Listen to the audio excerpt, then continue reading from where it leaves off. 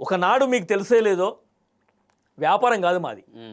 మేము కమ్మరాయనకు కళ్ళు పోస్తే కత్తులు చేసేవాడు, అవును. మాదిగాయనకు కళ్ళు పోస్తే మాకు ముస్తాదు చేసి ఇచ్చేవాడు చెట్టు ఎక్కడానికి.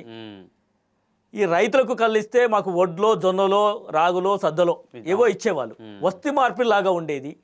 ఆ వస్తు మార్పిడి నుంచి వాడికలని గ్రామాలలో ఉండేది.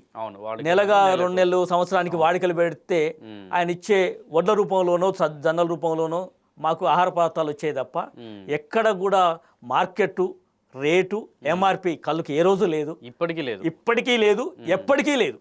మేము ఒక దగ్గర ఏదైనా ₹1 వేస్తామంటే అక్కడున్న అగ్రకులాలు మేం చెప్పినంత కళ్ళు మాత్రమే రేటు పెట్టాలి, లేకపోతే కళ్ళమ్ముకోనియమని చెప్పేసి నిజామాబాద్ జిల్లా మీరు చూశారు మొన్న వీడీసీల పేరు మీద, గ్రామ అభివృద్ధి కమిటీ పేరు మీద గ్రామ బహిష్కరణ చేశారు.